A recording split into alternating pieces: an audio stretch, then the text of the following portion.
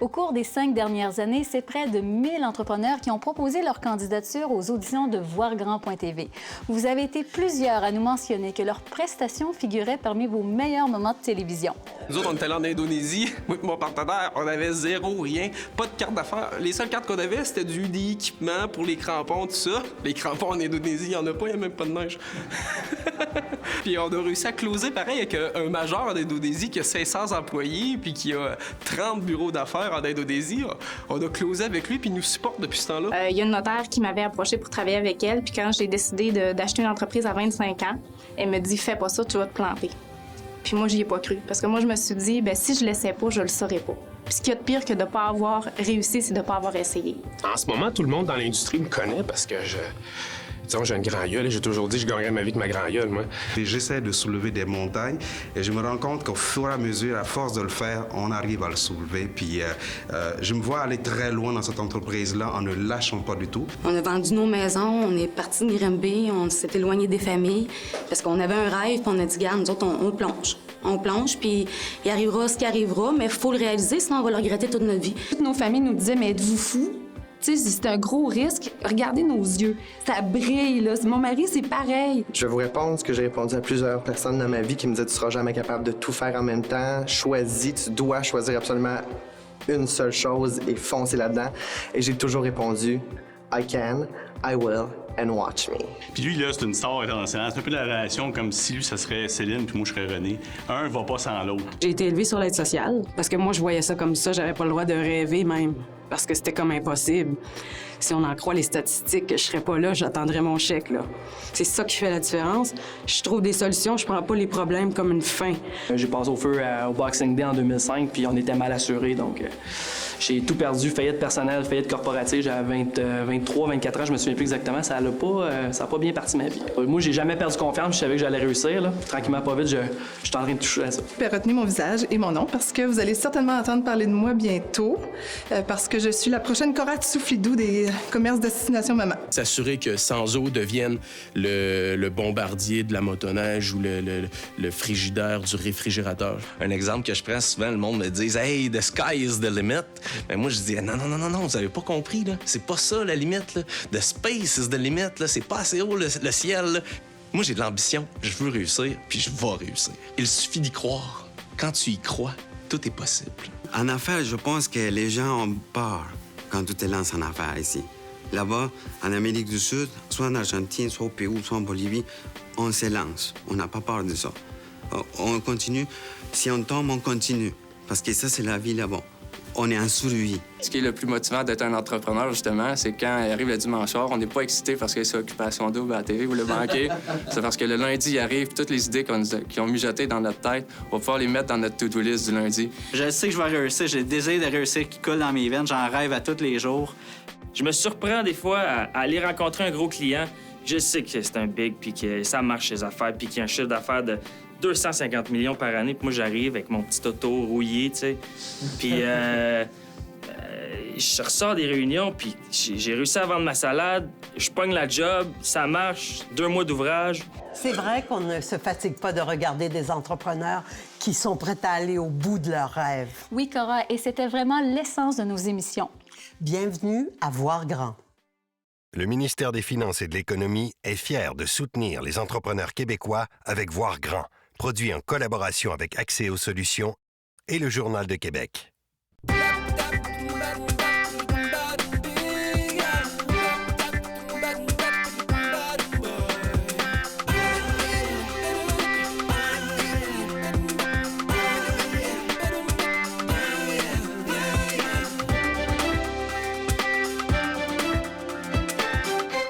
Bonjour, Cora.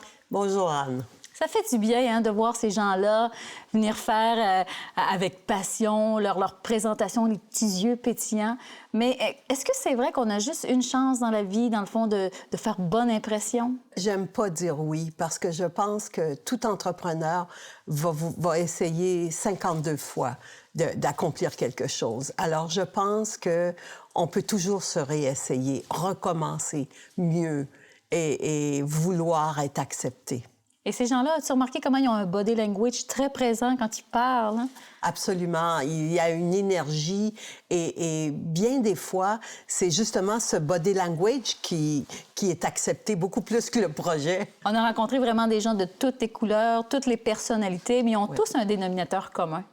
Qu'est-ce que tu vois en ces gens-là? Bien, moi, c'est la passion. C'est vraiment la passion et aussi l'énergie d'être à la bonne place. J'en ai pas vu qui n'étaient pas aptes à gagner. Franchement, non. Est-ce que tu te souviens, la première saison de Voir Grand, on t'avait demandé de participer à la tournée des auditions. Qu'est-ce que ça te rappelle? Ah, ça a été le plus beau moment de tous ces 5 ans. De participer, de voir de près, entre autres la première émission, 350 candidats, plein d'énergie, plein de charisme, expliquer avec passion leur projet d'affaires, vouloir tellement gagner aussi. C'est très, très énergisant. J'étais étudiant et puis je suis tombé un jour sur quelqu'un qui vendait une machine pour faire les clés reproduction de clés. Ben, j'avais $1200 dans ma poche, j'ai acheté la machine. Je suis allé voir mon frère jumeau, j'ai dit, ben, j'ai acheté une machine avec quoi? L'argent de notre bourse. Tu es fou? Mais oui. Ben, on a gardé la machine. Le premier mois, on s'est serré la ceinture, on a failli devenir fou. Au bout de 3 mois, on avait triplé nos bourses d'études. Jusqu'à aujourd'hui, ça fait 28 ans ce dont je parle, elle marche. Oui, une machine à clé, là, vous mettez la clé originale, mais ça tourne. Moi, je dis toujours, et mes amis rient encore aujourd'hui de moi, je dis, quand moi je conduis ma voiture, là, je vois un grand immeuble écrit Banque nationale, là, ou Hydro-Québec, moi, je lis Caripur, moi. Vous pouvez procurer ce kit sur le site Internet peindresonpinceau.com. Voulez-vous que je le fasse en chinois? Oui, un petit peu en chinois. Oui. Mandarin. Oui. Oh my God. 你们好，我叫樊芬妮。你喜欢画画吗？这是我的 PWB kit。你们喜欢 explore your creativity？你们可以，现在你可以买这个东西。在魁北克还有上海。Nous, on tripe bière, on la fait propager, on propage la bonne nouvelle, dans le fond. La bonne nouvelle, c'est les produits québécois qui se brassent de mieux en mieux de qualité. Je vais voir le chef cuisinier d'un restaurant, j'amène la bière. Aujourd'hui, on s'en va dans les îles de la Madeleine. Qu'est-ce qui pourrait bien fitter avec les îles? On goûte, on tripe. Moi, là, c'est le partenariat locaux, travailler en conjointement. C'est du marketing croisé qu'ils appellent. Mais la caisse, on peut faire d'autres choses avec ça. On peut aller à la pêche, s'asseoir dessus, prendre une petite bière. On peut changer un globe aussi, être très solide. Qu'est-ce qu'on peut faire? Si on est mal pris, puis on est dans le bois, là, puis on manque de bois, là, on retient le numéro, parce que c'est important pour venir acheter la bière avec le rabais, puis on peut mettre la caisse dans le feu pour se réchauffer encore une autre demi-heure. Plusieurs jeunes entrepreneurs ont tenté leur chance aux auditions de Voir Grand plus d'une année. Cora, c'est ce qu'il faut faire, hein? Il ne faut pas arrêter quand on ne l'a pas. Absolument. C'est exactement ce qu'il faut faire. Ne pas abandonner, continuer. Et s'il faut le faire 4 fois, 5 fois, on a toujours besoin d'aller plus loin et de savoir... de se dépasser, oui. Tu m'as déjà raconté que tu as vécu quelque chose comme ça à Toronto, je pense. Hein? Effectivement, j'ai participé à un concours, un grand concours d'entrepreneuriat à Toronto, et je n'ai pas gagné. Mais je t'assure que ça a été ma meilleure année, remplie d'enthousiasme et de détermination, comme si je me disais, je vais leur montrer. Et l'année suivante, j'ai gagné le Grand Prix. Tu sais que ça nous est arrivé à Voir Grand, hein? On a rencontré, oui. Rappelle-moi le pas, oui. Oui, un jeune entrepreneur qui était rempli d'enthousiasme. Et puis finalement, il n'a même pas été choisi pendant la tournée des auditions. Puis 5 ans plus tard, on le redécouvre. Et le gars, tout ce qu'il nous a dit, il l'a accompli. Honnêtement, ça nous a donné une bonne leçon. Depuis que j'ai 13 ans que j'ai une entreprise, et j'ai jamais quitté, j'en ai fondé 3. Et je les ai pas abandonnés parce qu'ils sont mal allés. Je les ai vendus ou je les ai quittés pour des nouveaux défis. Je viens du Lac-Saint-Jean. La première chose que j'ai connue au Lac-Saint-Jean, c'est que j'avais rien à faire les week-ends. Donc, en rentrant au secondaire, je me cherchais un cercle d'amis, je me cherchais de quoi faire. Je me suis décidé de fonder une maison de disques avec une maison de production de spectacles. Ça s'est déroulé durant 3 ans. J'ai organisé à peu près 100 spectacles avec des groupes des États-Unis, de la Suède, de la Suisse. Donc, j'ai fondé cette entreprise-là que j'ai revendue à une maison de disques qui s'appelle aujourd'hui Keep From Freezing Records. Moi, ça s'appelait Deep Fall Music. Ensuite, j'ai fondé une boîte de web. On a été les premiers à avoir Internet au Lac-Saint-Jean et j'ai cherché un moyen. J'ai fondé une agence de sites Internet. Avec ça, j'ai créé à peu près une centaine de sites Internet pour l'autodrome de Saint-Félicien, des petits gîtes. Le défi est venu que j'avais besoin de partir. Je me suis envenu à Québec, où je suis aujourd'hui, où j'ai fondé Piranha Agence Tactique. Je me suis envenu pour finir un bac en communication, parce que je suis un passionné de pub. Piranha Agence Tactique est devenue une autre division, parce que je m'en vais un peu à gauche et à droite. On est rendu spécialisé dans le marketing mobile. Donc, on a fait un partenariat avec une agence à Marseille qui s'appelle Blue Touch Communication, qui travaille pour Coke et pour McDo. Et maintenant, on fait de la publicité sur mobile. On a une division au Sénégal qu'on est en train de lancer et on se promène vraiment dans tout ce qui est texto, ces technologies-là. En fin de compte, j'ai lancé ça parce que je cherchais un moyen de faire plus de business avec Bell. Le mobile est la niche où je vais, mais je vais aller chercher différentes niches. Personnellement, en tant qu'entrepreneur, je ne pourrais pas me contenter uniquement de rester au marketing. Oui, j'ai une vision d'avenir, que j'aimerais acheter une franchise de restaurant, que j'aimerais peut-être faire de l'immobilier. Donc, est-ce que je vais être capable de uniquement dire, dans 35 ans, je vais être chez Piranha? Je vais y être, mais je vais y être avec d'autres choses. Au cours des 5 dernières années de Voir Grand, on a vraiment eu droit à une belle brochette de finalistes, des gens attachants. Cora, quelle personnalité te reviennent en tête? Mais moi, tout de go me revient Alexandre. Tu sais, le gars qui faisait des tam-tams avec des troncs d'arbres. Recyclés? Oui, c'était un gars énergique, enjoué, plein d'espoir en la vie. Et c'était un petit gars qui venait de la rue, presque. Exactement. Donc ça démontre que, dans le fond, l'entrepreneuriat, c'est une voie intéressante qui peut sortir les gens autrement. Totalement. C'est la meilleure façon d'améliorer sa situation. Exactement. Ça me fait même penser. Te souviens-tu, le gars du Saguenay, Usinage SM, que ça s'appelait? Oui, un décrocheur qui avait comme intention de motiver les décrocheurs à entreprendre. Ah oui, lui, il se disait, si au moins je peux inspirer une personne, ça va être ça. Ou on a rencontré des gens qui étaient très, très forts au marketing. Oui, Lady Cookie, notre Lady Cookie nationale. Une fille aussi qui va faire sa marque, c'est certain. Oui, avec ces petites boîtes, là, qui étaient... Oui. Les boîtes étaient aussi précieuses que le biscuit qu'on retrouvait là, à l'intérieur. Justement, c'est un cadeau de reine, presque. Oui, c'est toujours agréable de se souvenir de ces gens-là qu'on a le goût de remettre encore une fois à l'écran. Mon entreprise, c'est de Percussion Bon Jam Tam. Ce que je fais, ce que je vis, c'est comme ma réalité. Je suis dans le bois, je suis bien, j'ai mon petit atelier. Je suis en nature, je peux chipper n'importe où, il n'y a plus de frontières à cette heure. Fait que de chez nous, dans ma région, je peux regarder mes ressources, puis leur donner de la valeur, puis de la valeur qui compte pour moi, parce que je les ces percussions-là, je suis avant tout musicien. Fait que j'ai ma propre petite ligne d'instruments. Si j'aurais pas eu ça dans ma vie, je sais pas ce que je me serais ramassé. Fait que je me dis, l'instrument m'a tellement apporté. Ben maintenant, tu sais, il a changé ma vie. Ben il faut que j'y consacre, tu sais, une partie de ma vie à cet instrument-là, parce que il faut que je redonne au djembé ce qu'il a pu m'apporter, tu sais. 55 000 exemplaires d'un jeu de société, dites-vous qu'au Québec, c'est pas juste une belle vente, c'est pas juste une réussite, c'est un miracle. Ça n'arrive pas. C'est un phénomène. Ça ne se passe pas de vendre 55 000 exemplaires d'un jeu de société. Je suis le seul éditeur de jeux de société au Québec qui vit uniquement de l'édition de jeux de société. Qu'est-ce qu'on va faire? On va se retrousser les manches puis on va travailler. J'ai dit, si mon père à 73 ans me dit ça, ça veut dire que moi, à 44 ans, c'est ça que je vais faire, ça, c'est sûr. Entre Port-Neuf et les États-Unis, il y en a plein d'usines qui font ce qu'on fait. Il disait, comment ça qu'achète chez nous? Il m'a dit, cette question-là, je n'étais pas prêt à répondre. Je disais, ben, écoute, il y a des choses dans la vie, là, tu les acceptes avec le sourire, tu remercies le bon Dieu, mais à un moment donné, des fois, c'est une question de circonstances. Pour moi, ce serait une manière que si jamais on va plus loin puis qu'il voit ça, je pense pour lui, ça va être une grande satisfaction de dire que moi qui étais bûcheron, qui a étudié à l'Université de Sainte-Christine, qu'aujourd'hui, gars, mon entreprise, là, ils sont rendus là. C'est un petit peu le survol des Top Bots. C'est une petite entreprise de Shawinigan qui vient de la ferme. Il y a des gens qui aiment le produit, qui sont fidèles à ça. Je le vois qui rentrent dans les foyers québécois un petit peu plus. J'aimerais ça un jour compétitionner avec le pain tranché. Bien, c'est ça, je suis ici pour vous parler de la première biscuiterie fine au Québec, Lady Cookie Biscuiterie. Je l'ai conçue, je l'ai pensée vraiment pour en avoir partout à travers la province, à travers le Canada et même à travers le monde. Et un matin, on m'a congédié.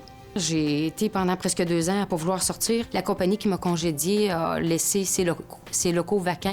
J'ai acheté les bâtiments de cette usine-là, 56 000 pieds carrés. Je m'étais mis un casse de bain sur la tête, puis j'étais en plein dans mes bleuets et j'essayais de trouver un produit. J'ai développé un jus de bleuet. Nous autres, on n'avait rien, là. Moi, je travaillais sur la cuisine, sur ma cuisinière. À la base, on est un magasin de jouets. C'est notre gros chiffre d'affaires. On fait des fêtes d'enfants avec des personnages qui vont de la princesse, Captain America, Katy Perry, des personnages que les enfants aiment. Et puis, on a aussi la partie salle de jeu. C'est un rêve de petite fille. Puis moi, je disais un jour, je vais être un peu comme les McDonald's, je vais avoir 100 Castello. Là, on est en train de créer quelque chose de nouveau. On est en train de créer un procédé, un processus de fabrication de stélites à partir de fichiers avec des équipements de très, très haute technologie qui sont des équipements qu'on retrouve dans l'industrie de l'aéronautique. Donc, on reçoit un fichier STL, on dessine le partiel et imaginez-vous, à l'aide de poudre, au laser, on imprime le partiel final. C'est une nouveauté. Moi, quand j'ai présenté ça, on m'a dit « Denis, sais-tu que tu as créé quelque chose que personne n'a fait dans le monde? » On voit grand, on veut grossir, on a une capacité de production énorme. Et puis, on pense vraiment que la montagne devrait être la référence dans les marques privées. Merci. Merci. On est prêt pour prendre notre prochaine phase d'expansion. On a un beau modèle d'affaires, on a un management qui est solide. On a des gens qui sont solides présentement. Et je peux vous dire une chose, c'est que dans 5 ans, j'ai comme l'impression que voir gris, ça sera voir grand, ça sera voir Graph Synergie. Cora, tu as été notre présidente du conseil d'administration de Voir Grand. Donc, chaque année, on s'en remettait à toi pour délibérer et trouver qui mérite le titre du grand gagnant. Ça n'a pas dû toujours être très facile. Ça n'a jamais été facile, Anne. Cependant, je dois te dire que à chaque émission, il y a toujours un nom qui émergeait. Et après vérification avec mes collègues, on avait tous le même nom. C'est jamais arrivé qu'on ait été obligé de débattre énormément. Et c'est comme ça que le travail s'est fait, malgré que je pense encore que chacun des finalistes était un gagnant, méritait de gagner. On a eu Jean-René Lemire de Théo Broma Chocolat. Théo Broma qu'on voit partout. Mylène Girard, Shape WLB. Ah, une fantastique fille qui vient d'ajouter, je pense, d'agrandir ses installations. 10 000 pieds carrés de plus qu'elle a ajouté à ses installations. On a eu Mourad Gariani, les pains maghrébins. Oui. Castello, qu'on a vu dernièrement dans les journaux. Et je pense qu'on peut dire aussi qu'un de nos, appelons ça un grand gagnant flamboyant. Oui. Puis ça fait toujours du bien de le revoir, Nicolas Duvernois de Pure Vodka. Bien, Pure Vodka, vous pouvez trouver ça à la SAQ. Meilleur vodka au monde, pas selon moi, selon des experts à Londres. Un test à l'aveugle, 64 vodkas. Ils l'ont testé 3 fois. On n'était même pas encore en vente à SAQ. On a été nommé la meilleure vodka au monde. Quand c'est 2 gars de 26 ans qui vont voir une banque avec des boucles d'oreilles qui demandent un prêt pour faire une vodka, vous imaginez la réponse? Honnêtement, est-ce que tu t'attendais de figurer parmi les 6 finalistes? Je croyais que j'avais des bonnes chances. Je connaissais pas les autres entreprises. Il y a beaucoup de belles entreprises au Québec, mais je crois que notre produit qu'on a développé, mon partenaire et moi, c'est vraiment un produit qui sort de l'ordinaire, qui est excellent, puis qu'on est vraiment des précurseurs dans ce qu'on fait. Donc oui, je crois que j'avais des bonnes chances. Nicolas Duvernois, Pure Vodka.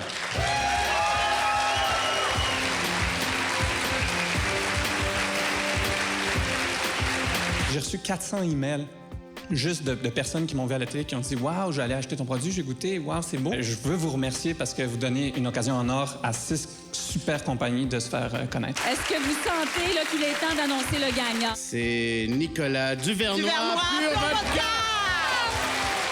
Bravo, Nicolas! Bravo, Nicolas! Merci. Merci énormément, franchement.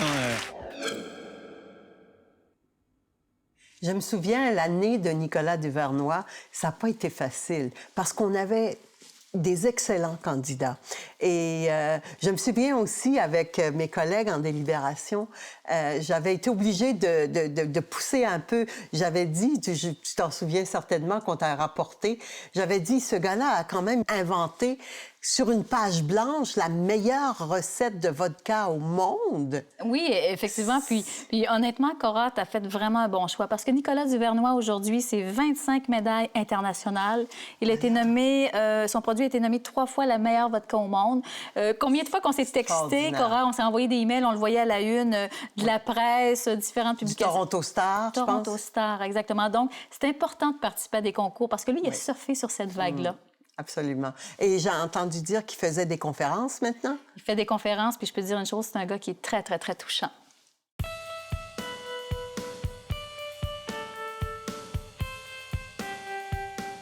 Pour innover et se distinguer, il faut parfois se comparer aux meilleurs. Les Grands Prix québécois de la qualité, c'est une excellente façon de savoir où votre organisation se situe en termes de gestion et de performance globale. Déposer un dossier de candidature, c'est avantageux. C'est recevoir un rapport d'évaluation personnalisé qui vous permet de mesurer votre compétitivité, de définir des pistes d'amélioration et de mobiliser vos employés. C'est aussi courir la chance de figurer parmi les organisations lauréates de cette reconnaissance de classe mondiale. Les Grands Prix québécois de la qualité, ce n'est rien de moins que la plus haute distinction remise par le gouvernement du Québec aux entreprises et aux organismes les plus performants. Vous êtes une entreprise à succès?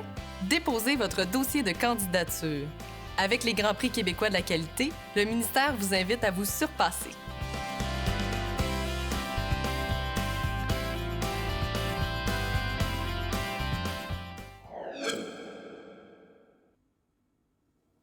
On a fait de belles rencontres à Voir-Grand.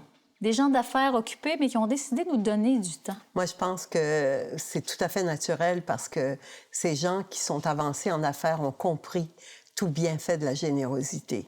Ils ne peuvent pas faire autrement que de donner au suivant, d'aider, de remercier l'univers pour leur propre succès de cette façon-là. Et je pense que ces gens-là se reconnaissaient à travers nos finalistes, à travers nos gagnants. Oui. Et s'y attachaient d'ailleurs.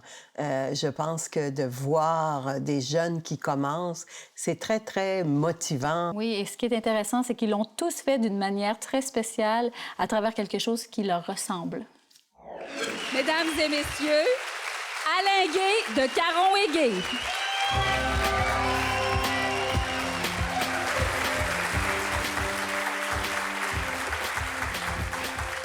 Merci tout le monde. Écoutez, d'abord, je veux remercier Voir-Grand de me donner C'est un honneur pour moi d'être ici ce soir. On a 6 beaux finalistes. Vous êtes déjà tous gagnants. Dans vos rêves, je me reconnais. Je vois l'étincelle dans vos yeux. Je vois de quelle manière vous avez une vision future, une mise en marché différente. Moi, je peux vous dire, lâchez pas. Écoutez, Caron Gay, aujourd'hui, c'est plus de 250 employés puis près de 30 millions de chiffres d'affaires. Vous pouvez tous faire la même chose que moi. Bonne soirée à tous. Je crois que ce soir, notre président d'honneur va pas faire un discours très, très traditionnel. Est-ce que je me trompe? On va garder ça bien simple, ça va être 4 mots. 1, 2, 3, 4!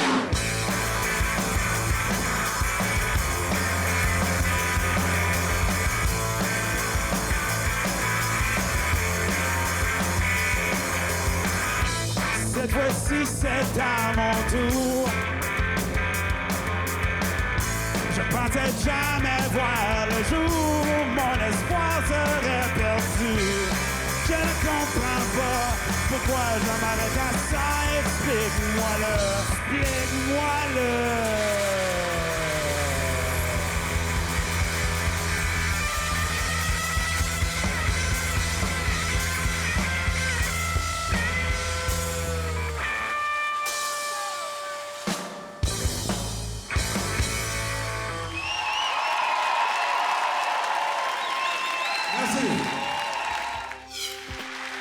Des lunettes prévues.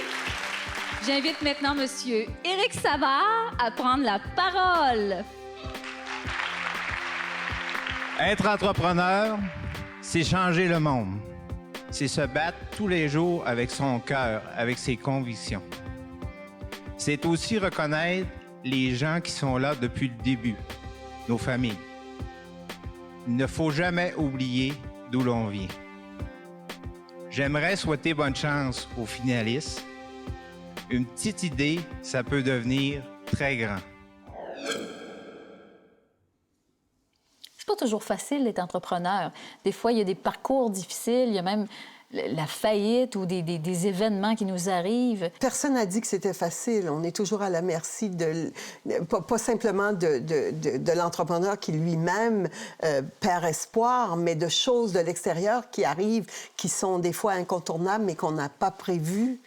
Effectivement, c'est pas facile. Et quand je t'entends parler de ça, il y a une image qui me vient en tête, évidemment, c'est tous les entrepreneurs commerçants de Lac-Mégantic. Comment aurait-on pu prévoir qu'un train rentrerait dans ton commerce et détruirait tout ce que tu as jusqu'à maintenant? Effectivement, ça, c'est On n'est jamais prêt à ça, puis on veut pas non plus trop penser à ça. C'est certain, on pense toujours que ça arrive aux autres, mais il faut quand même des fois prévoir pour s'organiser en conséquence. Je pense qu'il faut développer beaucoup de réflexes de survie et de versatilité et ça prend beaucoup de courage. Parce que ces gens-là vont devoir se recréer, recommencer, et c'est pas facile. Oui, et je pense que le ministère des Finances a donné un bon coup de main aux entrepreneurs de Mégantic.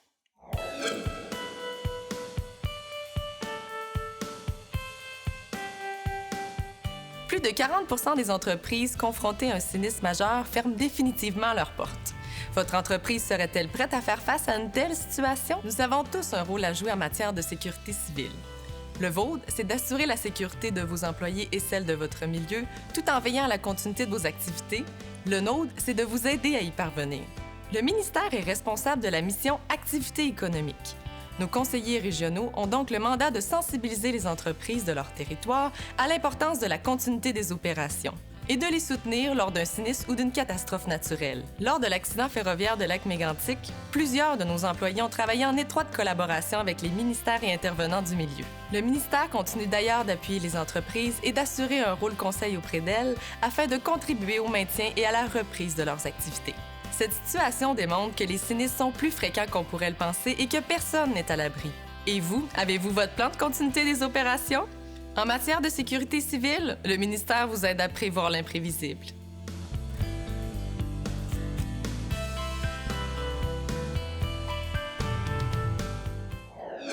Comme toutes les entreprises, VoirGrand.tv a dû évoluer. Encore une fois, nous avons sollicité l'apport de Cora, qui a accepté qu'on puisse produire notre tout premier docu-réalité. À VoirGrand.tv, on s'est donné commission de vous faire voir l'entrepreneuriat comme vous ne l'avez jamais vu. Pour ceux et celles qui connaissent notre série télévisée, vous vous souvenez peut-être que notre aventure a débuté ici, dans l'un des restaurants de l'entrepreneur à succès, Cora Tsoufidou, qui avait accepté dès le départ de nous donner un sérieux coup de main. Nous l'avons trouvée tellement inspirante que nous l'avons convaincue de traîner dans ses bagages pendant 1 an, sur plus d'un continent, nos caméras. Nous avons été témoins de ses rêves, de sa passion encore tellement dévorante. On a même eu droit à certaines confidences. Cette émission hors série de VoirGrand.tv vous fera découvrir la femme derrière le soleil. Une entrepreneure au cheminement exceptionnel qui continue toujours et encore de voir grand. Encore une fois, Anne, je suis très fière et contente d'avoir ouvert la voie à une nouvelle expression de voir grand. Les documentaires réalité d'entrepreneurs, je pense que ça va faire du bien de montrer plusieurs entrepreneurs autant dans leur démarche d'affaires que dans leur réalité de tous les jours. Et ça va stimuler les gens. Cora Tsoufidou, merci infiniment d'avoir accepté notre invitation. Plaisir. Alors, vous, téléspectateurs, vous avez envie de partager vos passions entrepreneuriales? Vous avez notre code Twitter qui apparaît au bas de l'écran, notre page Facebook et vous avez également notre site Internet.